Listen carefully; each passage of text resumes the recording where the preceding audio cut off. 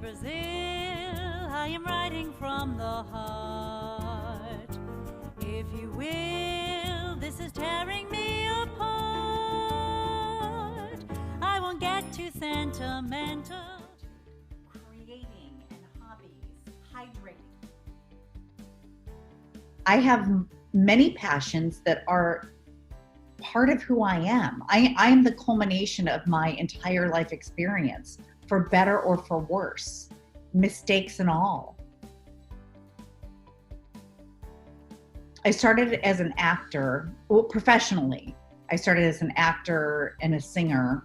And in the past 5 years, I've been writing more professionally and creating my own short films with collaborative filmmaker groups. I thrive on creating. I thrive on it. And I'm also a very passionate human being. Health is the first and foremost important aspect. Without health, we have nothing. Yes, we can have love, we can have money, we can have success, whatever that means. We can have through creativity, but if we're not healthy, that's our whole focus. I had my first professional acting job out of college, and I was having some health issues. I went in for a very simple in and out routine surgery, should have been. I flatlined on the table because the doctor mistakenly cut my main artery. Everything that could have gone wrong went wrong. They told my parents I wasn't going to make it. I lost over 70% of my blood, and I was in ICU over a month. You know, my parents and my sister, sorry, I didn't mean to, whisper in my ear because I couldn't talk.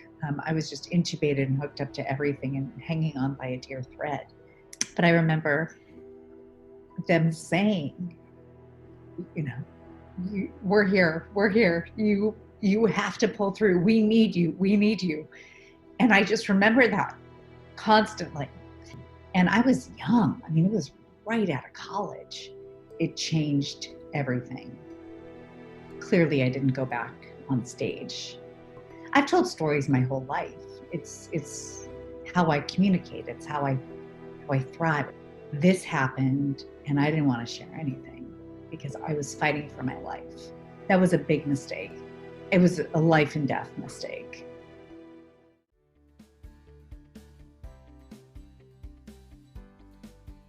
There's no explanation for why I survived or how I survived. Yet I did. And I knew at some point when I went home to my parents' house to recover for over a year, I knew that there had to be a reason I made it. I mean, I didn't know what it was, but then I realized I'm going to do everything that I want. I mean, everything that, and not hurting people, because, I want to do everything. Carpe diem, more than ever. I was like, I'm here. I'm alive. I am able to walk again. This is amazing. And I was also very introspective, just really trying to figure out why did I make this? Why did I survive? When all the medical experts, they couldn't explain it. It has to be a miracle because we don't know why. When I created Mac and Mo's, my company, my health and wellness company, I created Morselicious treats for my dad, Mac. When he survived quadruple bypass surgery, he's also a diabetic. I had, as you know, multiple health challenges. We were both sent home on incredibly restrictive diets. He begged me to create something like a baked good that he met all of his dietary restrictions. And I said, yeah, I'll go look. So I dragged my mom off to 3 different health food stores in Sacramento where I grew up. A lot of gluten-free foods are, known as healthy because they're gluten-free, but they're not. They're just junk food. They're just gluten-free. So we came home completely empty-handed for my dad. And he said, oh, but you could make something. It just kept buying every raw ingredient that didn't have sugar or salt. It was just a pure ingredient. Almond flour or almond meal, almonds that I could grind.